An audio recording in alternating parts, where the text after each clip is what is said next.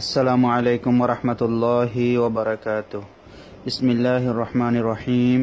আলহামদুলিল্লাহি রাব্বিল আলামিন ওয়াল আকিবাতু লিল মুত্তাকিন ওয়াস সালাতু ওয়াস সালামু আলা সাইয়্যিদিল আমবিয়াই ওয়াল মুরসালিন ওয়া আলা আলিহি ওয়া আসহাবিহি ওয়া মান তাবি'আহুম বিইহসানিন ইলা ইয়াউমিদ্দিন, আম্মা বা'দ।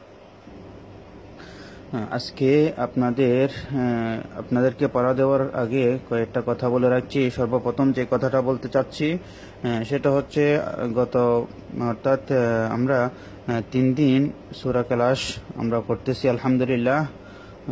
গতকাল এবং এর আগের দিন এবং আজকে আমরা 3 দিন সূরা পড়িয়ে আসছি আলহামদুলিল্লাহ। 3টা সূরা আমরা আজকে 3টা সূরা আমাদের কমপ্লিট হয়ে যাবে। আজকে আমাদের পড়া হচ্ছে সূরা ফালাক। সূরা ফালাকের মধ্যে প্রায় 5টা আয়াত রয়েছে। আজকে সূরা সম্পর্কে বলার আগে দুই একটা কথা বলতে চাচ্ছি, সেটা হচ্ছে আমি আপনাদেরকে প্রত্যেকদিন যে ক্লাসটা দেই ভিডিও ক্লাসটা, আপনারা ভিডিও ক্লাসটা দেখে দেখে এবং অডিও ক্লাসটা শুনে শুনে কিছু না কিছু নতুনত্ব শেখার চেষ্টা করবেন। বারবার বলতেছি আপনাদেরকে, আপনারা নতুন নতুন কোনো কিছু শেখার চেষ্টা করবেন এবং প্রত্যেক দিনের ক্লাসটা বানান করে করে পড়ার চেষ্টা করবেন। এতে করে আপনাদের কোনো অক্ষর বাদ যাবে না এবং আপনারা কি পড়তেছেন সেটা ভালোভাবে বুঝে যাবেন। কি অক্ষর উচ্চারণ করতেছেন, অক্ষরটার মাখারাজ কি এবং অক্ষরটার মধ্যে হরকত কি, এই জিনিসটা আপনারা অবশ্যই লক্ষ্য রাখবেন।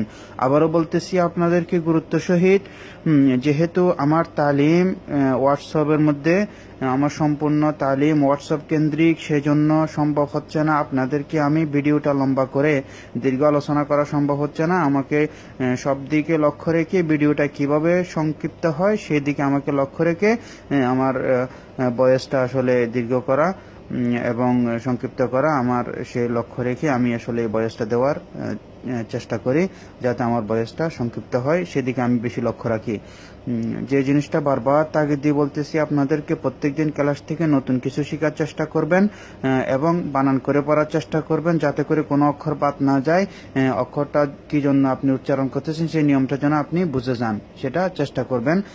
আর যারা সূরা শুনিয়ে আসতেছেন তাদের জন্য বিশেষভাবে বলতেছি, যারা সূরা শুনিয়ে আসতেছেন তাদের জন্য বিশেষভাবে বলতেছি, আপনাদেরকে প্রত্যেকদিন ক্লাসের মধ্যে যে ভুলগুলো ধরিয়ে দেওয়া হয় সে ভুলটা যেন সামনের ক্লাসের মধ্যে না হয়, এই জিনিসটা বেশি বেশি লক্ষ্য রাখবেন। আবারও বলতেছি, আপনাদেরকে ক্লাসের মধ্যে যে ভুলগুলো ধরিয়ে দেওয়া হয় সে ভুলটা যেন সামনের ক্লাসে না হয় সে চেষ্টা করবেন আপনারা।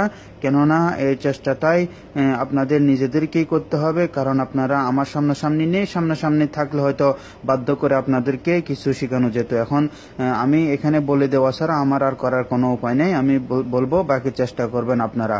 তাই আশা রাখবো আপনারা পূর্ণ চেষ্টা করবেন ইনশাআল্লাহ। এতে করে আল্লাহ সুবহানাহু ওয়া তাআলা আপনাদেরকে অবশ্যই সফল করবেন। তা আজকে পড়াতে আসা যাক। আজকে আমাদের ক্লাস নম্বর হচ্ছে 36 নম্বর ক্লাস। 36 নম্বর ক্লাস আজকে। গতকালকে আমি ক্লাস নাম্বারটা আসলে লিখি নেই, 35 নম্বর ক্লাস ছিল, আজকে 36 নম্বর ক্লাস। 36 নম্বর ক্লাসের মধ্যে আজকে আমাদের সূরা হচ্ছে সূরা ফালাক। সূরা ফালাকের মধ্যে 5টা আয়াত রয়েছে। তাহলে আমরা আরম্ভ করি। প্রথমত বিসমিল্লাহির রহমানির রহিম। এখানে নিয়মটা বেশি বলবো না, কালকেও বলেছি, আজকে একবার বলে স্মরণ রাখছি। আল্লাহ শব্দের প্রথম অক্ষরে যদি আল্লাহ শব্দের ডানের অক্ষরে জবর এবং পেশ হলে আল্লাহ শব্দ পর হবে, জের হলে আল্লাহ শব্দ বারিক হবে। যেমন এখানে বলেছি বিসমিল্লাহ। আজকে আপনারা অনেকেই এখানে ভুল করেছেন, এই ভুলটা গতকালকে আপনারা অনেকেই এই জায়গায় ভুল করেছেন, আজকে যেন এই ভুলটা না হয়। বিসমিল্লাহ, এখানে যেন বিসমিল্লাহ না বলা হয়, এখানে বলতে হবে বিসমিল্লাহ।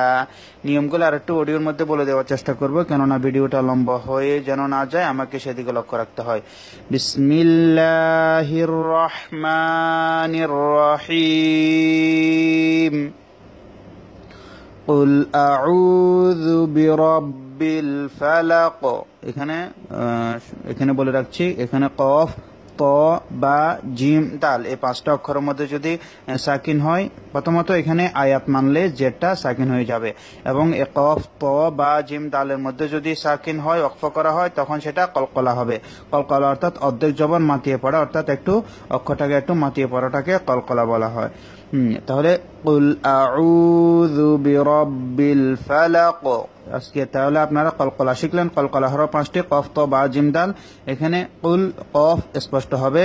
এখানে কফের জায়গায় যদি কাফ বলেন, কুল বলেন, তাহলে সেটা বড় ভুল হবে, যেটা আমি আপনাদেরকে লাহানে জলি, লাহানে খফি সূরা কালাসের প্রথম ক্লাসে আপনাদেরকে বুঝিয়ে দিয়েছি। এখানে আউ পেশের বাম পাশে ওয়া সাকিন একালিপ টানতে হবে, সেটা আপনাদেরকে আমি ইতিপূর্বে বলেছি, আবারও বলতেছি, আপনারা একটু লক্ষ্য রাখবেন। কুল আউযু বিরাব্বিল ফালাক মিন শাররি মা খালাক। এটাও মিউ গুণা এসেছিল গতকালকে, আমি বলেছি ইখফার নুন সাকিন এবং তানবিনের পরে একবার 15টা অক্ষর আসলে নুন সাকিন এবং তানবিনকে গুণা করতে হয়। আপনারা একবার 15টা অক্ষর যদি না জানেন, তাহলে সেটা আমাদের ব্লগের মধ্যে আপনারা দেখে নিতে পারেন। আমাদের ব্লগের মধ্যে সব কিছু নিয়ম আমি পড়িয়ে এসেছি। যারা তালিমুল কোরআনের ছাত্র ছিলেন তারা এই নিয়মটা আশা করে জানেন। যারা জানেন না তারা ব্লগের মধ্যে গিয়ে খুব ভালোভাবে আপনারা দেখে নিতে পারেন। মিন শাররি মা খালাক ওয়া মিন শাররি গাসিকিন ইযা ওয়াকাব। এখানে ওয়া মিন তাও একই নিয়ম। গাসিকিন এখানে তানবিনের পরে হামজা এসেছে, নুন সাকিন এবং দুই জবর, দুই জে, দুই পেশের পরে যদি হামজা, হা, আইন, হা, গইন, খ আসে, তখন নুন সাকিন এবং তানবিনটাকে গুন্না ছাড়া পড়তে হবে, অর্থাৎ ইজহার করে পড়তে হবে, স্পষ্ট করে পড়তে হবে। ওয়া মিন শাররি গাসিকিন ইযা ওয়াকাব ওয়া মিন শাররিন নাফাসাতি ফিল উকদ।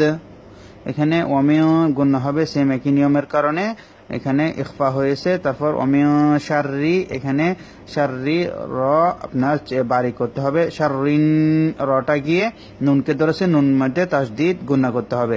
নাফা ফার মধ্যে খাড়া যাবার একালিপ টানতে হবে, সাতি সার মধ্যেও খাড়া যাবার একালিপ টানতে হবে। ফিল উকদ কোনো টান নাই। অমিয় শাররিন নাফাসাতি ফিল উকদ ومن شر حاسد إذا حسد। এখানে ওয়ামিউ নুন সাকিনের পরে শিন এসেছে, সেজন্য গুণা করতে হবে। আর এখানে হাসিদিন দেখুন, হা জবর বাম পাশে খালি আলিফ একালিপ টানতে হবে, সিদিন তানবিন দুই জেরের পরে হামজা এসেছে, সেজন্য দুই জেরটা গুণা করা হবে না। হামজা, হা, আইন, হা, গইন, খ যদি নুন সাকিন এবং তানবিনের পরে আসে তখন গুণা করা হবে না। এই নিয়মগুলো আপনারা অবশ্যই প্রত্যেকদিন একটা নতুন নতুন নিয়ম শেখার চেষ্টা করবেন। ওয়ামিন শাররি হাসিদিন ইযা হাসাদ। আমি বলে দিচ্ছি আরেকবার। বিসমিল্লাহির রহমানির রহিম। কুল আউযু বিরাব্বিল ফালাক মিন শাররি মা খালাক ওয়া মিন শাররি গাসিকিন ইযা ওয়াকাব ওয়া মিন শাররিন নাফাসাতি ফিল উকদ ওয়া মিন শাররি হাসিদিন ইযা হাসাদ। এভাবে আমাকে আপনারা পড়াটা শুনিয়ে দেওয়ার চেষ্টা করবেন। আল্লাহ আমাদের সবাইকে তৌফিক দান করুন। আসসালামু আলাইকুম ওয়া রাহমাতুল্লাহ।